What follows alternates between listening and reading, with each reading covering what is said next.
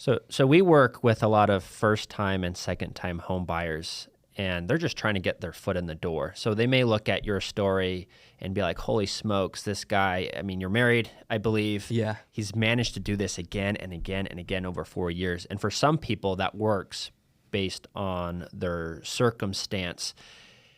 But for a lot of people, they're just trying to get one. Right. So in your opinion, in 2025, for someone who wants to even try this for the first time, what kind of guidance would you give them? Yeah. I'm just curious, are most of your clients, is their goal to live in it for a year and then to convert it to a rental, or are they okay committing to it for like 2 to 3 to 4 years? That's a really good question. It's about, kind of like what it's a mix. It's a really good mix. I would say half of the people, they go in there very motivated to do it every year and just build up a portfolio of properties that they only put 5% down for. Serial house hackers. Yeah. But then there's others that they're just like, I just want a nice house. Yeah. And I want to just rent out the basement until rates drop, and then I can refi and kick them out. Yeah. Like it's a weird mix, but we do get both. Yeah.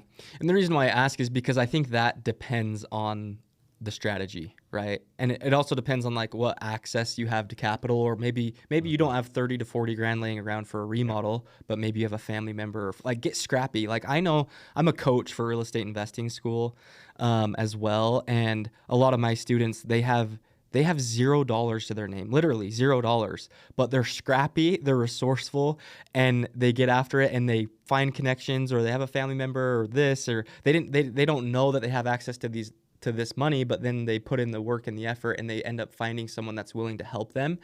And so honestly, I would just say, like, number one, don't be a victim. Like, get resourceful, think of your resources, and then just go tackle it and make it happen.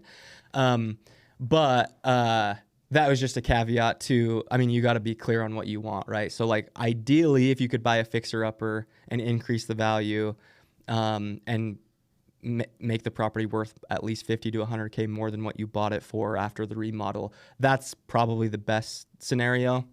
But if you don't have that option, then just get clear on, are you going to live in this for a year and then convert it to a rental, or are you going to commit to it for 3 to 4 to 5 years? Mm-hmm. Because that will kind of change the numbers, in my opinion. Like, that's always my first question when I what are your goals here? Like, is it to buy a rental property and live in it for a year and then convert it to a rental? Or is your goal to just, buy a house and have it be a little bit more affordable? Because those are two completely different situations. Yeah. And the approach is going to be completely different, in my opinion. And I think we can all agree that the longer you hold on to real estate, the better it's going to perform statistically.